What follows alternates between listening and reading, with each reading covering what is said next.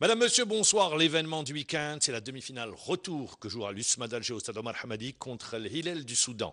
2 buts à 1 au match aller. L'USMA a fait le plus dur, mais le chemin qui mène à la finale, eh bien, n'est pas complètement accompli. Il reste encore quelques mètres dans cette dernière ligne droite. Pour en parler, et il nous a fait l'honneur et on le remercie, l'entraîneur de l'USMA d'Alger, Miloud Hamdi, bonsoir. Bonsoir. Merci d'être avec nous et c'est gentil d'avoir répondu à l'invitation.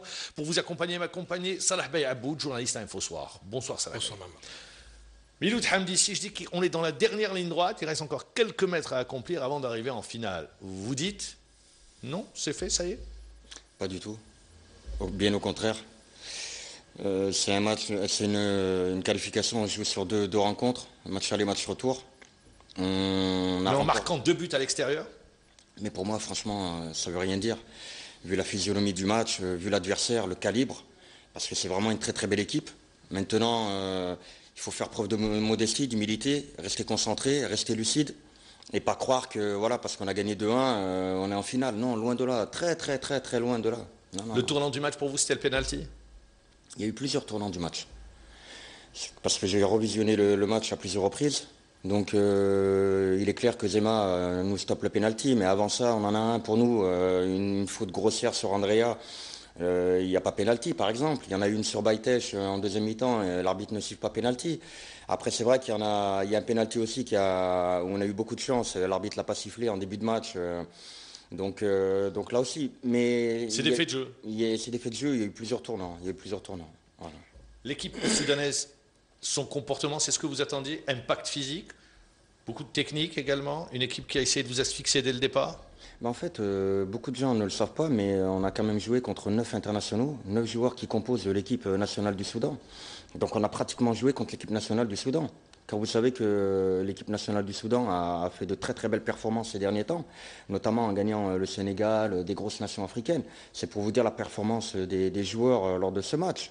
Et c'était pas gagné à l'avance. Peut-être tout le monde se focalise sur le Marikh et oublie le Hilal du Soudan, pensant parce que le Marikh a, disons, de plus grande tradition sur les compétitions africaines. C'est ce qui fait que peut-être on s'est dit non, c'était plus abordable.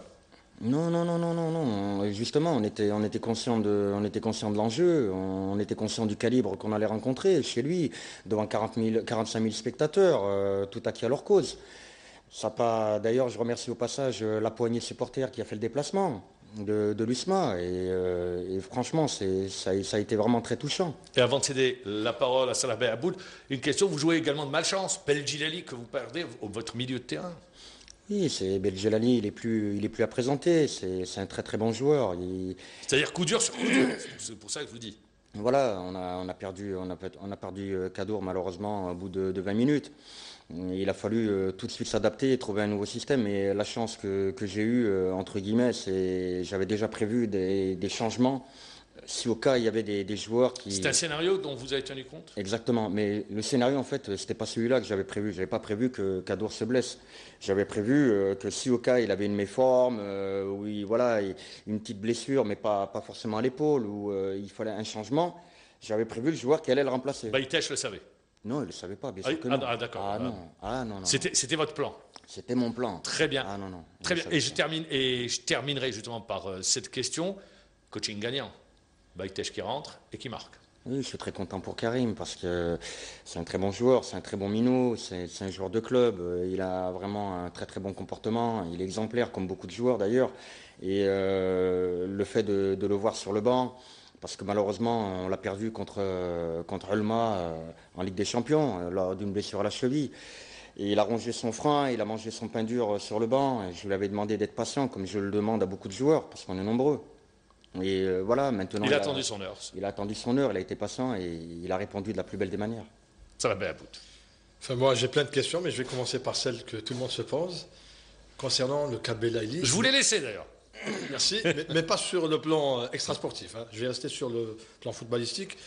Est-ce qu'il y avait un jeu avec Belaïli et aujourd'hui une autre façon de jouer sans Belaïli? Alors, je vais vous étonner, il n'y a jamais eu de jeu avec Belaïli. D'accord. J'ai jamais axé mon système de jeu par rapport à un joueur. J'ai toujours axé mon système de jeu par rapport à un groupe, par rapport à une équipe. Belaïli faisait partie de mon système. Très bien. Et tout le monde sait la valeur d'un tel joueur. C'est-à-dire qu'il a fait un début de saison, en termes de saison, exceptionnel. Il était à chaque fois soit buteur, soit passeur. Très sincèrement, il a été énorme. Il a été énorme, vraiment énorme. J'ai été très fier de ses performances. Et puis, voilà, vous parlez de Belali, je vais vous dire. C'est moi ma position par rapport à lui. On vous a pas entendu, justement. Ouais, voilà, parce que pour moi, c'est un être humain. Et je pense que l'être humain ne doit pas juger l'être humain. Parce que l'être humain qui juge l'être humain, c'est se prendre et se croire meilleur que lui. Tout le monde fait des fautes. Moi, je mets au défi n'importe quel d'être humain de venir sur le plateau me dire moi, j'ai pas fait de faute. Il faut les laisser tranquilles, les gens. Il ne faut pas juger. Chacun assume ses actes, prend ses responsabilités. Chacun verra où ça le mène. Maintenant, Belali, moi, ça reste mon joueur. Je suis toujours son entraîneur. C'est un très très bon minou. Il n'a jamais posé de problème dans l'effectif, à l'entraînement, dans le groupe. Il a toujours été exemplaire. Maintenant, c'est clair que je déplore son absence. Voilà. Et en même temps, pour rester toujours sur Belaïli, que le conseillez-vous pendant cette période d'absence? Qu'est-ce qu'il va faire? Qu'est-ce qu'il doit faire, justement? En tout cas, moi, en tant qu'entraîneur, et je vais parler au nom du club et au nom de tous les supporters, on n'a pas oublié tout ce qu'il a apporté, comme vous l'avez dit, depuis le début de la saison. Il frappait aux portes de l'équipe nationale. Et peut-être même plus. Il frappait autre chose, ailleurs même, dans de grands clubs européens, parce pour moi, il a l'envergure. Il a le talent. Il a l'envergure. Maintenant, il est clair qu'on ne va pas le lâcher et on va le soutenir. Oui. Mais son programme, ça sera quoi? Est-ce qu'il va s'entraîner? Il doit s'entraîner? Bien sûr que la meilleure des façons de le soutenir, c'est de le ramener avec nous au groupe, de l'aider, de lui concocter un programme avec le groupe et aussi individuel. Parce que c'est un très bon joueur et voilà, il le mérite. On va revenir, oui. Et un accompagnement forcément sur le plan psychologique, parce que rester comme ça 2 ans sans jouer... Après, j'aimerais dire quelque chose sur Belali que beaucoup de gens ne savent pas. Il ne faut pas croire qu'il s'est dit, bon, il y a un match très important, et ben aujourd'hui je vais me doper pour être performant. Ça ne s'est pas passé du tout comme ça. Croyez-moi, il n'a pas pris de piqûres, des... Non, ça on l'a compris. Oui, vous, sur le plateau, vous l'avez compris. Mais beaucoup de gens ne l'ont pas compris. Ah, très bien. Alors expliquez. Beaucoup de gens, je ne vais pas rentrer dans les détails de ce qu'il a fait, mais l'information que je vous donne, c'est qu'il ne s'est pas dit aujourd'hui, oui, je vais me piquer, je vais me doper pour être performant pour un match. Alors également, cette folle rumeur, puisqu'on y est, on va aller jusqu'au bout, comme ça, vous allez bien expliquer les choses. Cette folle rumeur qui a circulé, est-ce qu'elle a fait mal au groupe en disant que d'autres joueurs étaient concernés? Vous l'avez entendu vous-même? Ben, vous savez, quand on part du principe que l'USMA arrive en demi-finale de Ligue des Champions... Ça a déstabilisé le groupe ou pas? Vous l'avez protégé? Qu'est-ce qui s'est passé? Bien sûr qu'on a protégé le groupe, parce qu'il y a beaucoup de gens qui sont mécontents de la réussite de l'équipe. Et puis, très sincèrement, je trouve ça malheureux. Je trouve ça vraiment malheureux. Le football, c'est une fête. Il faut pas oublier que l'USMA représente, on représente notre propre club. Aujourd'hui, c'est l'Union Sportive Medina d'Algérie. Oui. C'est plus d'Alger, c'est fini, ça. Oui, moi je dis l'USMA. Donc, bon, après, on représente quand même le pays. Je veux dire, il faut aider le club, il faut aider l'équipe. Alors, sur cette folle rumeur, est-ce qu'elle a fait mal au groupe en disant qu'il y aurait d'autres joueurs? Je dis bien folle rumeur. Mais elle n'a pas fait seulement mal au groupe, elle fait mal aussi au staff médical, elle fait mal au président, elle fait mal à l'entraîneur, elle fait mal au staff technique. C'est pas faire courir des rumeurs comme ça, mais c'est du gros n'importe quoi. La veille d'une demi-finale de Ligue des Champions. Mais les gens, ils sont pas intelligents, très sincèrement. Ils sont vraiment pas intelligents.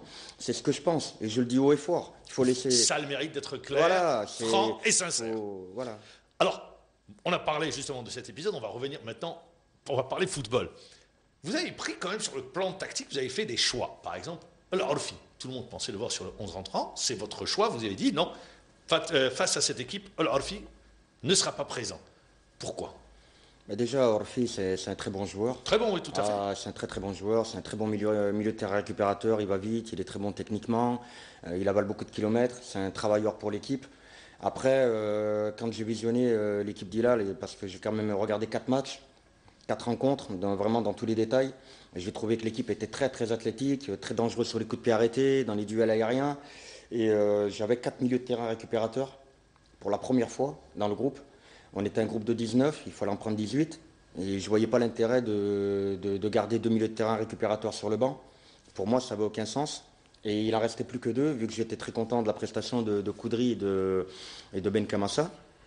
Et ben, vu la physionomie, vu l'adversaire, j'ai décidé de prendre Bouchama justement par rapport à son gabarit, par rapport à sa dureté dans les duels. L'impact qu'il pouvait apporter dans les duels. Voilà, c'est vraiment un choix tactique et pas autre chose. Et évidemment, Corfi, il peut figurer parmi les 11 de départ. Non, c'est un choix qui est fait. C'est un choix tactique et seulement tactique. On respecte le choix de l'entraîneur. Alors, vous allez jouer à Omar Hamadi, mais si ça revenait à vous, vous auriez préféré le 5 juillet, un gazon, ou rester sur le synthétique du... En fait, je vais vous apporter deux réponses. La première, c'est que pour l'ambiance, pour la fête, pour faire venir le maximum de personnes, il est clair que c'était le 5 juillet. Mais moi, personnellement, en tant qu'entraîneur, je ne regarde pas ça. Je regarde l'importance de cette rencontre. Elle est vraiment capitale. Elle est vraiment capitale. Et quand on voit qu'on est parti là-bas, à Hilal, ils nous ont mis une pression terrible dans leur stade, avec leurs supporters, voilà. C'était vraiment terrible comme pression. Je pense qu'il faut faire pareil à Bollorine. Il n'y a rien de mieux que de faire pareil, leur rendre l'appareil à Bollorine, leur mettre une grosse pression avec l'aide de nos supporters. Alors, en même temps, je vais rajouter une question. Sur le plan du jeu, alors comment que vous allez gérer le match? Vous gagnez 2-1, est-ce que vous allez jouer l'offensive? Vous allez gérer? Comment que vous allez un peu aborder cette rencontre? Sans trop donner de détails. Oui, sans trop donner de détails. Surtout pas. On ne va pas vous demander les détails. C'est pas le moment. Parce que je suis sûr que Cookie est en train de vous regarder au moment où vous parlez. Sans trop donner de détails, je pense que défendre et gérer l'avantage qu'on a, je pense que ça serait une très mauvaise solution. Très bien. Alors, on a compris. Je voudrais revenir. Cookie arrive depuis 48 heures à Alger, l'entraîneur, à son arrivée, il dit on est venu gagner. C'est la guéguerre psychologique par presse interposée? Déjà, Cookie, c'est un bon garçon. J'ai noué des liens d'amitié avec lui. Et je pense qu'il est en train de faire exactement ce que j'ai fait à Hilal quand on m'a posé la question au Soudan. Et puis on m'a posé la question, est-ce que vous êtes venu pour un match nul, pour gagner? J'avais répondu aux journalistes, mais vous croyez qu'on est venu au Soudan pour faire match nul ou pour perdre? Non, on est venu pour... Il y a 3 points, voilà, 3 points en jeu, on est venu pour les prendre. On n'est pas venu pour les laisser au Soudan. Donc je pense que Cookie fait la même chose. Et puis il a raison. Alors, à la veille de cette rencontre, il y aura des changements sur le 11 rentrant par rapport à l'équipe qui a été alignée, je ne vais pas vous demander des noms, par rapport à l'équipe qui a été alignée au Soudan. Est-ce que vous avez apporté des changements? Et surtout, Belgilali, est-ce qu'il revient? Il sera apte ou inapte? Voilà. Je ne vais pas donner la réponse. Très bien. Par rapport à, vous faites jouer le joker. Par rapport à mon adversaire du jour qui peut-être regardera la... Voilà. Donc, très bien, vous faites jouer le joker, mais il pourrait qu'il y ait des changements? Vous laissez l'incertitude? Ils verront notre adversaire verra dès le coup d'envoi l'équipe qui Très sera bien. Je voudrais revenir sur la performance d'un joueur. C'est Farhat. L'année dernière, on ne l'a pas vu à ce niveau. Là, il est en train de revenir et il a fait un super. Je pense je ne sais pas si vous serez d'accord avec moi, son plus beau match, le match aller contre les Hillel. Qu'est-ce que vous dites? Résurrection de Farhat? Non, pas du tout. Je pense que Ferrat... il s'était éteint pendant un moment, on ne le voyait plus. Oui, il s'était éteint, mais vous savez, comme d'autres joueurs vont s'éteindre et vont se réveiller, c'est le lot de tous les joueurs dans une saison. Il a eu un passage, on va dire, qui n'était pas trop glorifiant pour lui, mais je l'ai soutenu, comme je vais soutenir la plupart de mes joueurs. Maintenant, il est clair qu'il a fait une bonne deuxième mi-temps, il ne faut pas qu'il s'arrête là. J'ai travaillé avec lui sur le plan individuel et j'attends beaucoup de choses de lui, pardon. Mais il est en train de les mettre en application sur le terrain. Et maintenant, la route est encore longue pour lui, pour moi, pour l'équipe, pour tout le groupe. Alors, rappelons que c'est votre deuxième, je dis vous, la deuxième demi-finale de l'histoire de l'USMA d'Alger. La première, c'était en 2004, si mes souvenirs sont bons. C'était contre Inyamba du Nigeria. Il avait été éliminé à ce stade de la compétition. Là, vous êtes dans une position favorable. Ça aide d'être dans cette position avant le match retour? Dans le travail, beaucoup plus serein peut-être? Non. Beaucoup. Je suis serein dans le travail, oui. Non, je parle du groupe, je ne parle pas de vous. Du groupe. Ouais, le groupe, On travaille mieux dans la victoire, dans la réussite.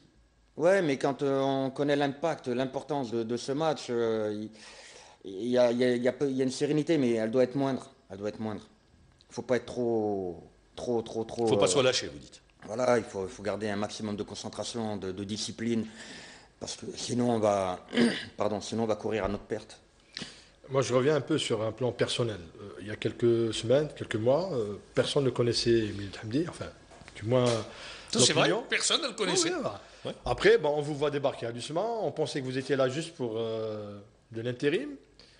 On attendait peut-être un autre entraîneur. Là, vous êtes là et vous avez fait votre petit bonhomme de chemin. Ah, vous faites un super parcours. Et vous faites un excellent parcours. Certains, même, je suis sûr, vont nous dire, mais qu'est-ce qu'ils nous font à l'USMA d'Alger? On va aller en Champions League Moi, je avec voudrais un entraîneur qu'on ne connaît pas.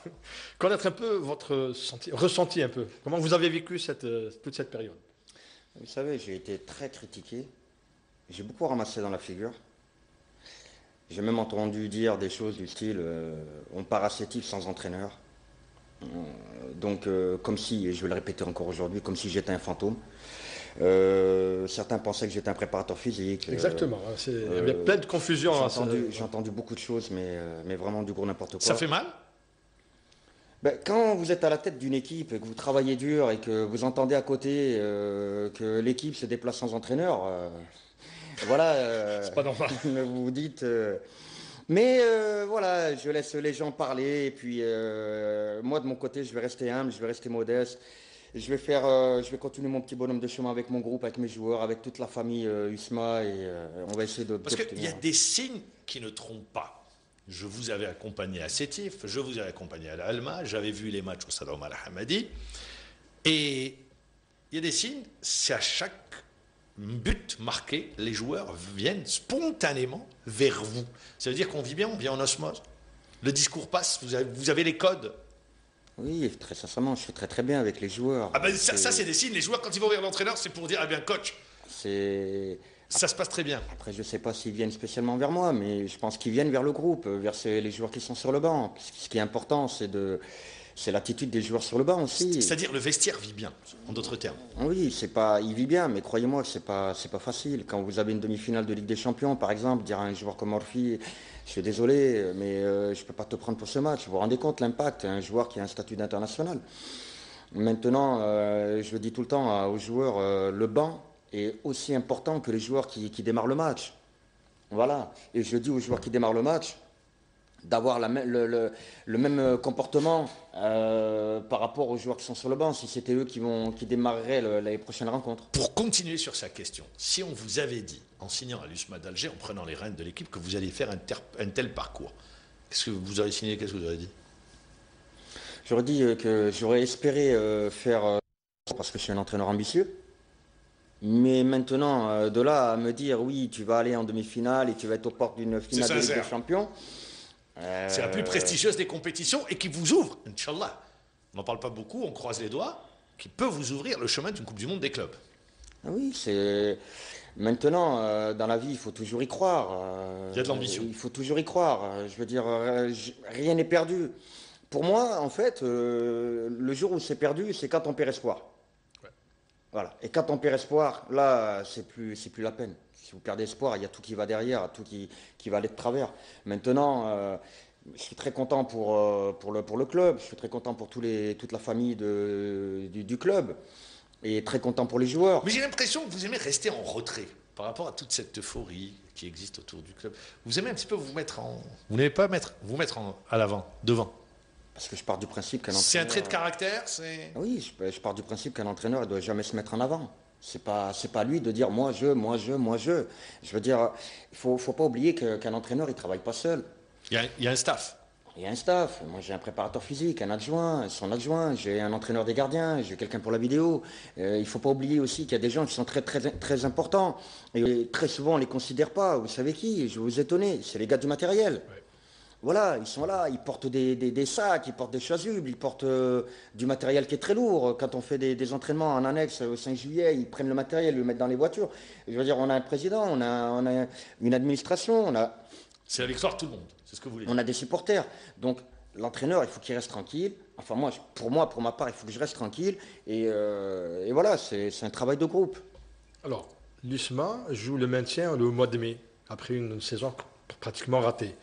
Mois de juin, après une petite préparation, l'USMA joue mieux et l'effectif n'a pas vraiment beaucoup bougé. Ça a été quoi la recette? Parce qu'il y a quand même une empreinte. Ah oui, Miloud Hamdi, hein, il y a une empreinte Miloud Hamdi.